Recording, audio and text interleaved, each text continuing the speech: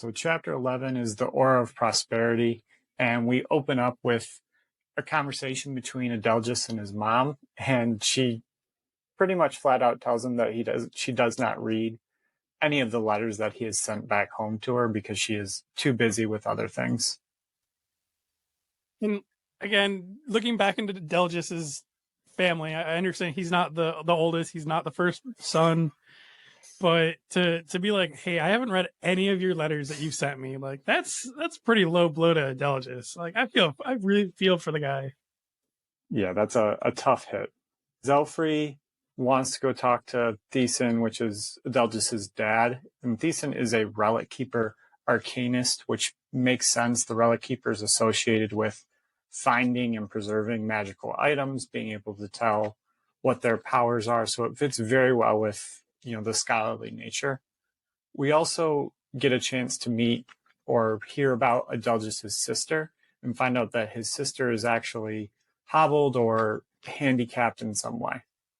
Get a glimpse of seeing Adelgis with his family and showing that she's really the only one that I don't say he cares for, but he's the one that he shows emotion to, the one that actually seems like she is showing emotion back to him and reciprocating that. There actually feels like there's some love there. Exactly. So in addition to them leaving, Zelfrey actually wants Volk to make sure he keeps an eye out on Adelgis, and Volk's pretty much like, look, I already planned that anyways, so I appreciate you saying it, but I got this. He's seen the leech. He's good to keep an eye there. Yep. The guild starts to head out and leave the town, and Zaxxas goes on another rant about how he's going to win the tourney, and there's no doubt there, and really no short of confidence at any point with Zaxxas, so this fits pretty well. This is just Zaxxas in general, so you gotta love it. Like, gotta love to hate how confident he is sometimes, but it is Zaxxas. So we gotta keep that in mind. So, and I think the biggest thing outside of him just being him is he wants to show off to Ilya and show that he is the better arcanist, the best arcanist, the best apprentice arcanist. So, and we also get a insight into this other form of magic that hasn't been talked about. It's called an aura, and specifically it's brought up because Sovereign Dragon arcanists have a prosperity aura, which is one of the reasons why they are always chosen to rule over nations.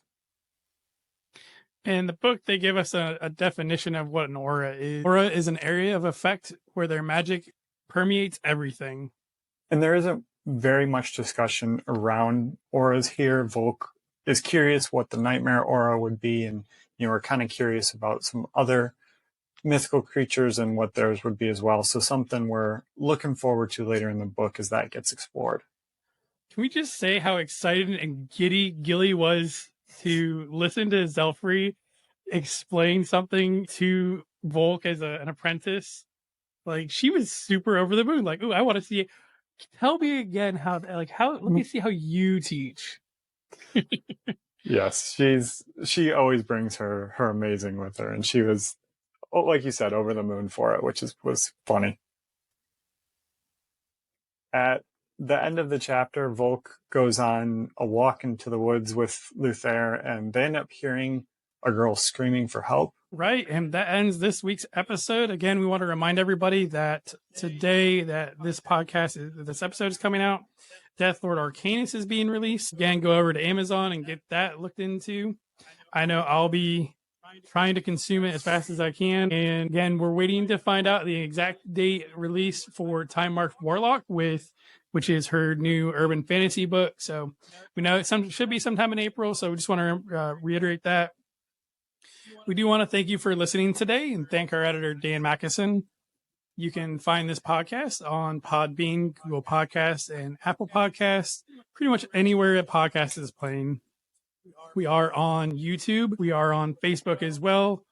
And we do want to give a special thank you to the Frith Chronicles fandom as we get into all of the bestiaries and all of these different mystical creatures through these sections. So they are going to be a huge help. I know once the bestiary book comes out, which hopefully is, again, sometime here in the near future, And I believe they're still taking orders for the bestiary as well.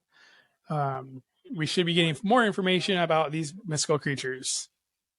If you want to get in touch with us, you can send us an email at frithguildpod@gmail.com, or you can shoot us a message on Facebook or comment on our Facebook page.